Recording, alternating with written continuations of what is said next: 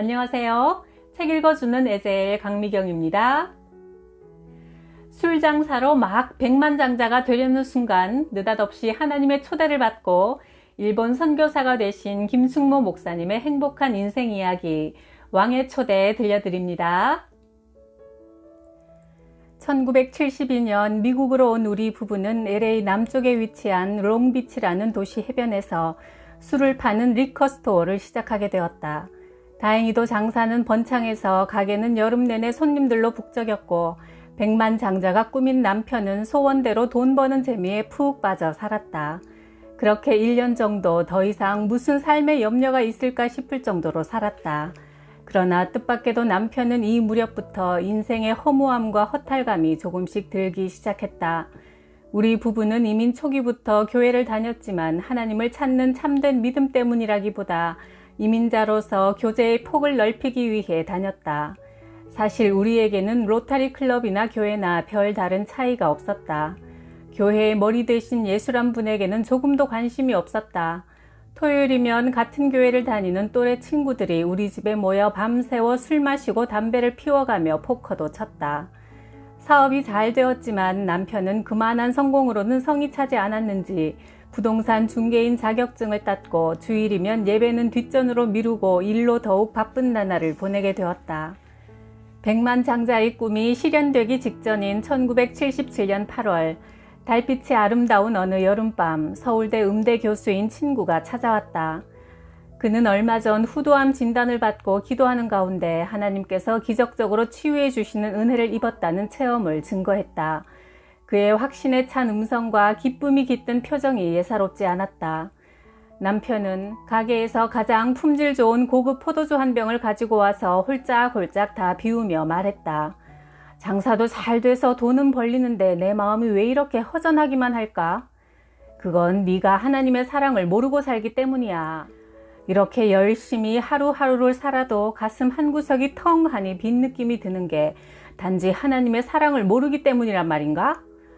그렇고 말고 우리 마음속에는 우리를 만드신 하나님이 아니면 그 누구도 무엇도 대신 채울 수 없는 공간이 있거든. 그 공간은 하나님의 사랑이 아니면 이 세상 어느 것으로도 메워지지 않아.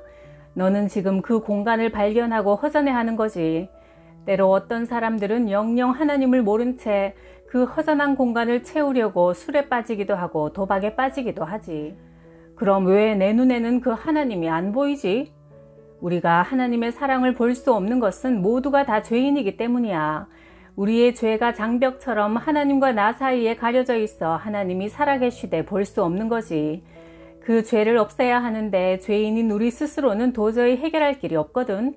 그래서 하나님이 2000년 전에 우리 대신 속죄양을 예비하셔서 우리의 죄를 그에게 덮어 씌워 십자가에서 죽게 만드셨지. 그 희생양이 바로 하나님의 아들 예수야. 그래? 예수님이 내 죄를 대신 뒤집어 쓰고 죽었다고? 그렇다면 정말 미안한 일이군. 그런데 지금에 와서 내가 무엇을 어떻게 할 수 있지?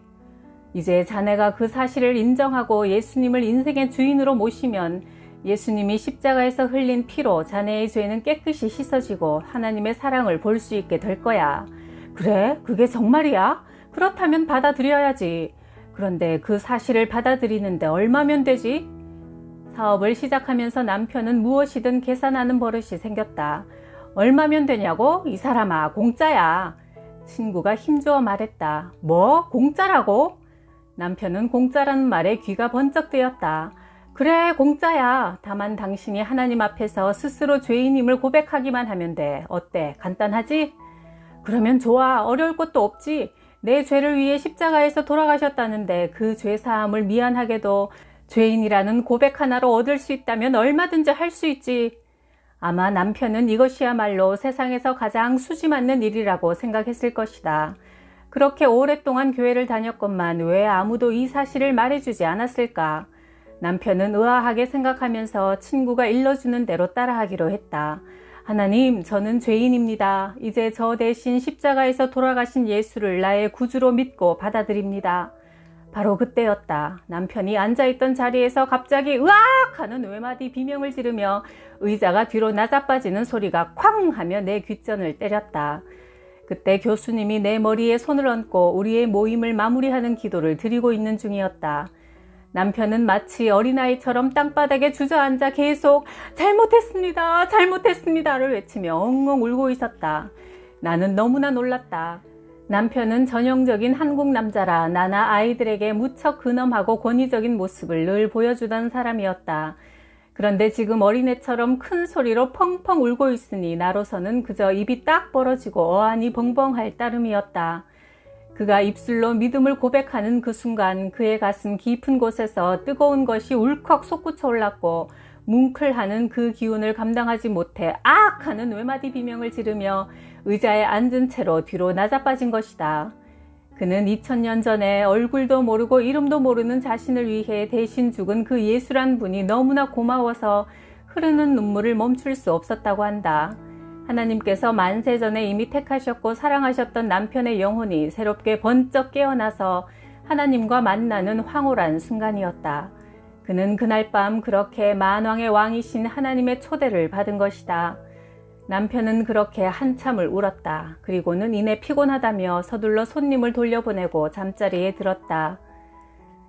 다음날 아침 고운한 잠에서 깨어난 남편은 지난밤 마치 뭔가에 홀린 것 같은 마음을 떨쳐버릴 수 없었다. 내가 고작 포도주 한 병에 취했나? 그는 고개를 갸웃거렸다. 하지만 이상하게도 그날 아침부터 남편은 담배에 손을 대지 않았다. 아침에 일어나면 담배부터 한 대 피워 물어야 하루 일과를 시작할 수 있었는데 그는 대뜸 오늘부터 담배 끝을 선언했다.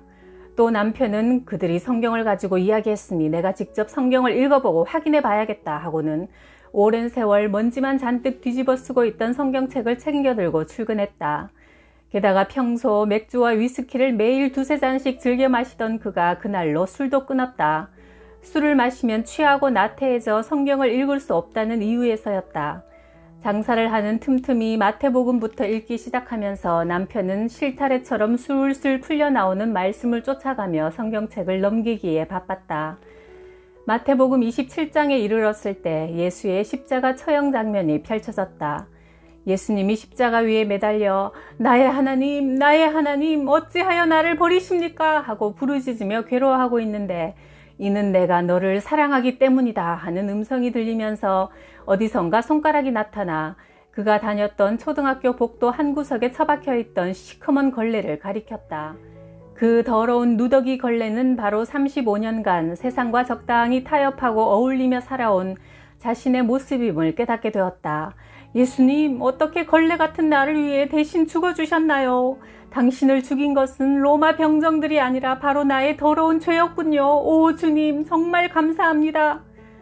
하나님의 사랑이 가슴 벅차게 차오르기 시작했다. 먼 타양에서의 이민 생활이 힘들 때마다 남편은 친구들과 술 먹으러 다니던 무교동 명동거리를 추억하며 패티김이 불렀던 서울의 찬가를 목 터져라 불러댔었다. 하지만 세상 노래가 잠시의 위안은 될 수 있었지만 깊은 허전함을 채워주지는 못했다. 그렇게 어려운 이민 생활을 이겨낼 수 있었던 힘은 오로지 백만장자가 되겠다는 목표 하나였다. 하지만 그가 마침내 원하는 것을 얻게 되려는 문턱에서 전혀 뜻하지 않았던 하나님의 초대를 받게 된 것이다. 돈이란 먼지 같은 욕심을 채워줄 수 있을지는 몰라도 영혼의 갈증에는 아무 쓸모가 없었다.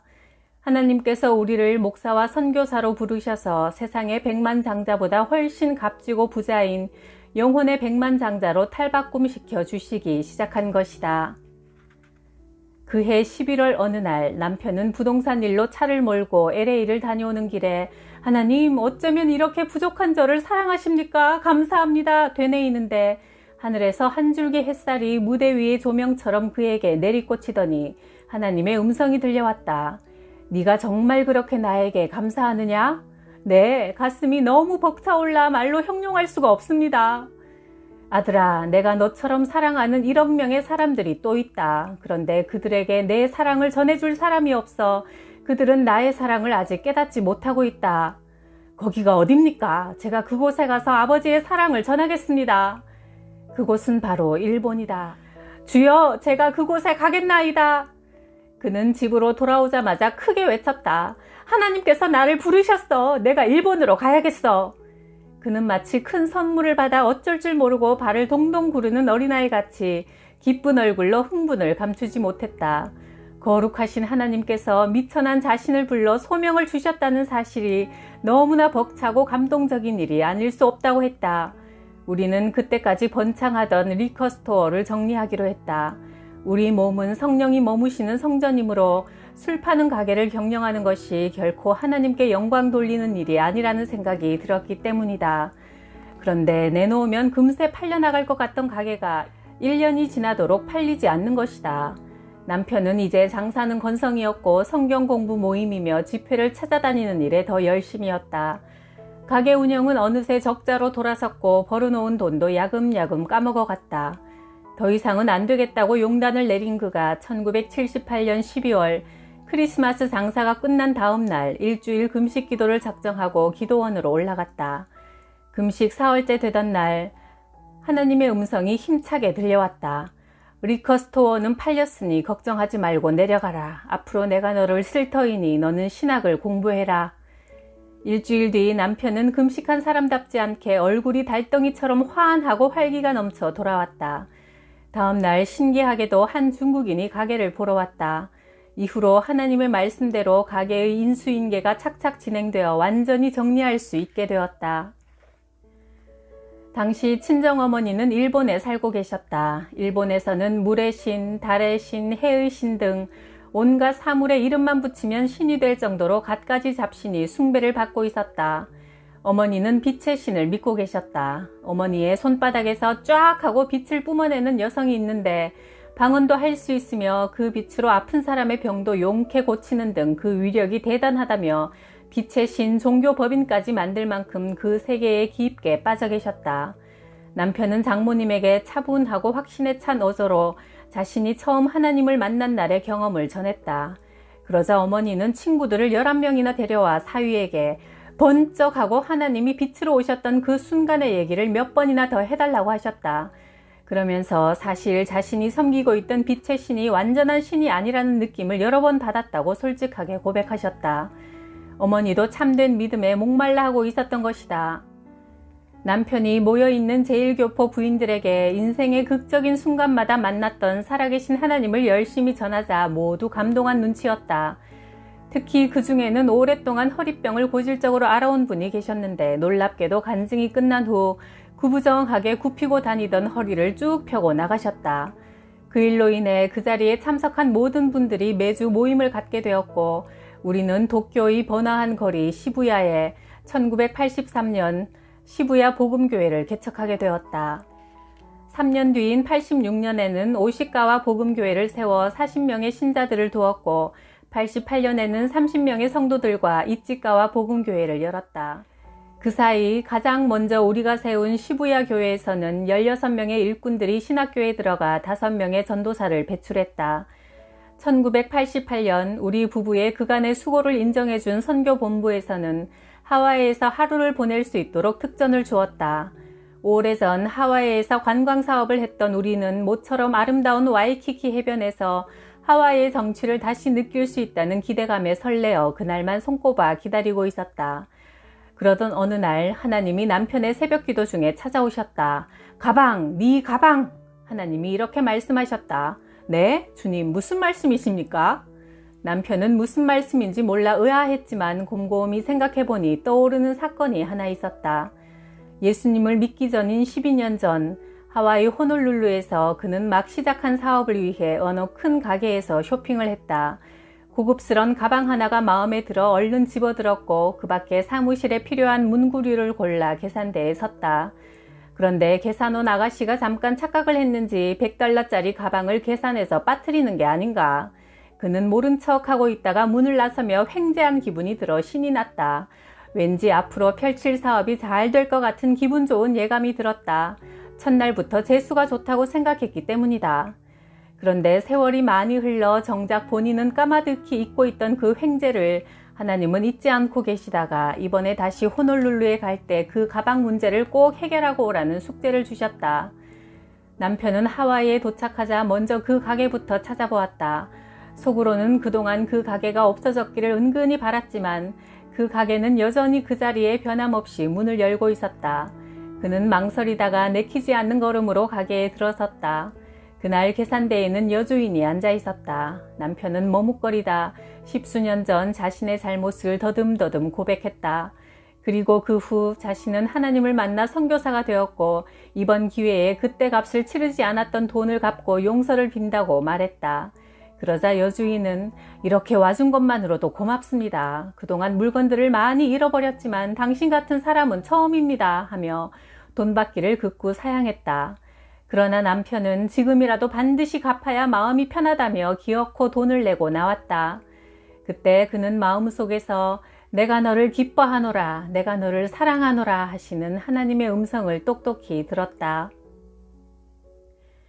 일본에서 교회를 여러 개 세우며 오랜 세월 사역하는 동안 남편은 차츰 피곤하고 지쳐갔다. 결국 휴가를 얻어 한국으로 향했다. 비행장에서 내려 곧장 한달음에 달려간 곳은 하늘산 기도원이었다. 밤이 되자 곧게 뻗은 밤나무 숲 골짜기에는 각지에서 모여든 수천 명의 성도들이 드리는 뜨거운 기도로 도가니처럼 이글거렸다. 남편도 끼어앉아 자신의 메마른 영혼을 위해 성령이 임하기를 기도하고 또 기도했다. 두어 시간쯤 흘렀을까 하나님의 음성이 들려왔다. 네가 지금 가진 돈 모두를 바로 네 앞에 앉은 청년에게 주어라.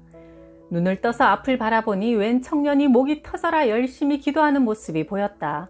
내가 가진 돈이라면 일본으로 돌아갈 비행기 삭시 전부인데 그 돈을 다 주고 나면 나는 어떻게 돌아가란 말인가? 남편은 일부러 그 청년이 보이지 않게 반대편으로 자리를 옮겨서 앉았다. 그리곤 마음을 가다듬고 다시 기도하는데 그 음성이 또 들려왔다. 하나님, 제가 만일 눈을 떠서 그 청년이 바로 제 앞에 있으면 그때는 두말 않고 그 청년에게 제 돈을 다 주겠습니다. 남편은 의도적으로 청년이 앉은 곳과 멀리 떨어져서 앉아 있었기에 마음 놓고 말씀드린 것이다. 그리고 다시 깊은 기도에 빠져들었다가 무심결에 눈을 떠보니 그 청년이 바로 눈앞에 앉아 기도하고 있는 게 아닌가. 남편은 하는 수 없이 하나님께 제가 졌습니다 하고는 기도하고 있는 그 청년을 불러 주머니에 있는 돈을 모두 털어주었다. 청년은 어리둥절한 표정으로 남편을 바라보았다. 놀랄 것 없네. 하나님이 자네에게 주라 하셨으니 우선 받아두게. 남편은 이 말만 툭 뱉고는 돌아가야 할 비행기 삭시 걱정되어 더 이상 기도할 마음도 나질 않아 그냥 방으로 돌아와서 벌렁 드러누워 심란한 얼굴로 시간을 보냈다. 저녁 예배 시간 이천성 목사님이 예정에 없이 이렇게 말했다. 오늘은 제 설교보다 여러분들이 기도 중에 받은 은혜를 간증했으면 좋겠습니다. 그러자 바로 낮에 돈을 몽땅 털어주었던 그 청년이 나왔다. 저는 대전 침례신학교 졸업반 학생입니다. 이번 학기가 마지막 학기인데 가정 형편이 어려워 그동안 등록금을 내지 못했습니다.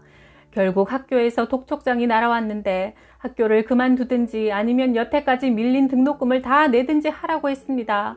그래서 무작정 기도원에 올라와 하나님께 기도를 드리고 있었습니다. 그런데 아까 생면부지에 어떤 분이 다짜고짜 저를 부르시더니 제게 이렇게 돈을 주셨습니다. 이 돈은 저의 밀린 등록금보다 더 많은 돈입니다. 청년은 말을 마치고 자기가 받은 일본 돈을 높이 들어 보였다. 그 간증을 들은 남편은 저 청년의 등록금을 채워주신 하나님이 설마 내 돌아갈 차비를 안 주시겠는가 하는 안도감이 들어 입에서 찬양이 절로 나왔다. 그는 다시 마음을 새롭게 하고 두어 시간 열심히 기도하는데 누군가 어깨를 툭툭 쳤다. 저는 서울 왕십리에 있는 D교회 목사입니다. 잠깐 얘기 좀 나눌 수 있을까요? 너무 열정적으로 기도하셔서 본의 아니게 제가 옆에서 기도를 듣게 되었습니다. 일본 선교사이신가요?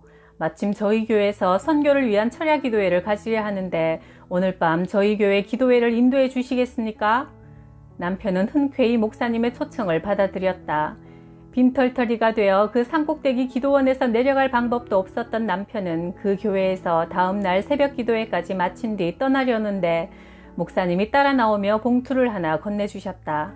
선교비에 보태 쓰십시오. 그 봉투에는 일본행 비행기표를 사고도 남을 넉넉한 돈이 들어있었다. 우리 인생 최고의 출세는 하나님께 고용되는 것이다 라고 김충모 선교사님은 고백하셨는데요. 하나님은 똑똑하고 잘난 사람보다 겸손하게 순종하는 자를 쓰시는 것 같아요. 하나님께 고용되는 행복 모두 누리세요. 구독, 좋아요, 댓글로 제게 행복을 주시는 여러분 감사하고 사랑합니다.